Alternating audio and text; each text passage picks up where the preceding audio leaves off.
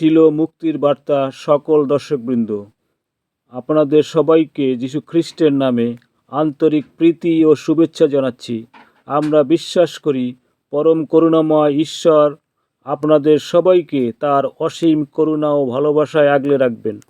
আজ এই বিশেষ দিনটিতে আমাদের এই প্ল্যাটফর্মের মাধ্যমে আপনাদের কাছে ঈশ্বরের আশীর্বাদ ও শান্তির বার্তা পৌঁছে দেওয়ার একটা সুন্দর সুযোগ তৈরি হয়েছে।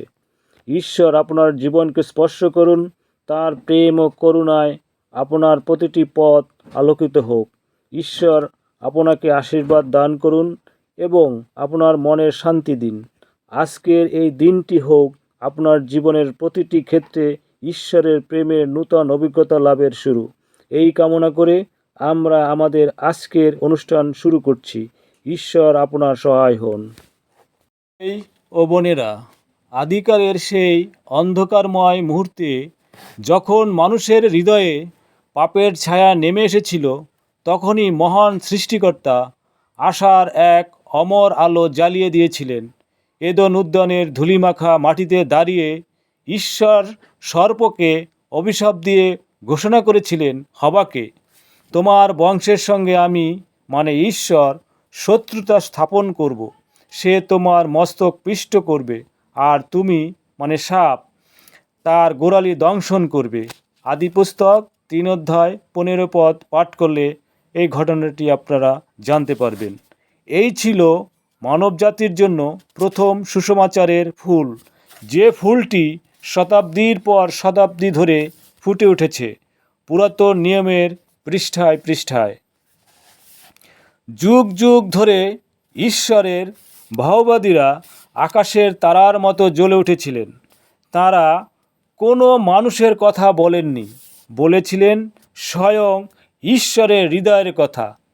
আর সেই সব ভাববাণীর মধ্য দিয়েই একটি মাত্র নামের ছবি ফুটেছিল, যিশু, যিনি আসবেন পৃথিবীতে, যিনি মানুষের মতো হয়ে মানুষের যন্ত্রণা বহন করবেন, যিনি শয়তানের শৃঙ্খল ভেঙে মুক্তির ঘোষণা করবেন।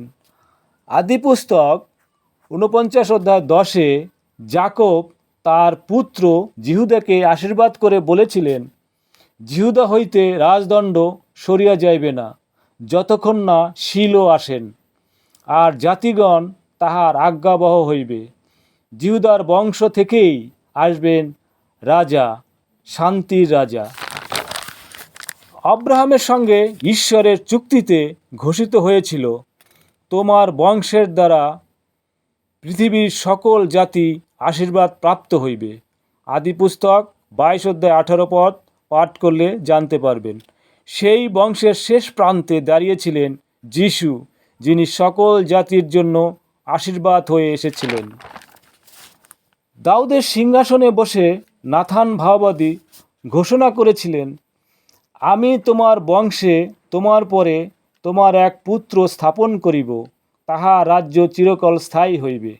প্রথম শমূয়েল 7 অধ্যায় 12 ও 16 পদ পাঠ করলে আপনারা জানতে পারবেন এই ঘটনাটি। সেই চিরস্থায়ী রাজ্যের রাজা ছিলেন যিশু, যার রাজত্ব কখনো শেষ হয় না। যিশয় ভাববাদী স্বপ্ন দেখেছিলেন এক অদ্ভুত আলোর। দেখো, এক কুমারী গর্ভবতী হইবে, পুত্র প্রসব করিবে, তাহার নাম ইম্মানুয়েল, অর্থাৎ আমাদের সহিত ঈশ্বর। যিশাইও 7 অধ্যায় 14 পদে রয়েছে। আর মিখা বলেছিলেন, কিন্তু তুমি বেথলেহেম ইফ্রাতা, তুমি জিহুদার সহস্রপতিদের মধ্যে সামান্য হইলেও তোমার মধ্য হইতে আমার জন্য একজন বাহির হইবেন, যিনি ইসরায়েলের অধিপতি হইবেন। মিখা 5 অধ্যায় 2 পদে রয়েছে। যিশাইও আবারও কেঁদেছিলেন যন্ত্রণায়, তিনি আমাদের অপরাধ সকল বহন করেছেন, তাহার ক্ষত দ্বারা আমরা আরোগ্য লাভ করিয়াছি। যিশাইও 53 অধ্যায় 4 এবং 5 পদে। এই সব ভাববাণী যেন একটি সুতোয় গাঁথা মালা, প্রতিটি ফুলেই যেন যিশুর দিকে ইঙ্গিত করছিল। আর তারপর সময় পূর্ণ হলো। জিহুদার বংশের এক কুমারী মরিয়মের গর্ভে বেথলেহেমের গোশালায় নির্জন রাতের তারার আলোয় জন্ম নিলেন সেই প্রতিশ্রুত পুরুষ। তিনি এসেছিলেন ঠিক যেমন ভাওবাদীরা বলেছিলেন। তিনি চলেছিলেন ঠিক যেমন তারা লিখে গিয়েছিলেন। তিনি কথা বলেছিলেন, আরোগ্য করিয়েছিলেন, ভালোবেসেছিলেন, ক্রুশে মরেছিলেন। সবই সেই প্রাচীন ভাববাণীর পূর্ণতায়। হে প্রিয়জন, এই যে যিশু, তিনি শুধু একজন শিক্ষক নন, তিনি প্রতিশ্রুতির পূর্ণতা। তিনি শয়তানের মাথায় পা রেখেছেন। তিনি আমাদের পাপের দণ্ড নিজের কাঁধে তুলে নিয়েছেন। তিনি মৃত্যুকে জয় করেছেন। আজও তিনি তোমার হৃদয়ের দরজায় দাঁড়িয়ে আছেন।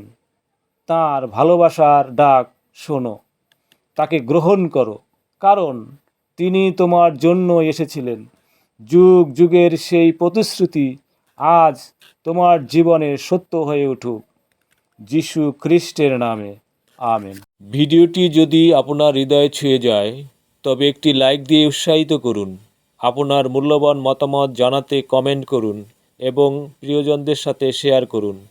আমাদের পরবর্তী প্রতিটি কাজের সাথে যুক্ত থাকতে চ্যানেলটি সাবস্ক্রাইব করে বেল আইকনটি চেপে রাখুন। আপনাদের ভালোবাসাই আমাদের আগামীর সুন্দর সুন্দর ভিডিও তৈরির অনুপ্রেরণা।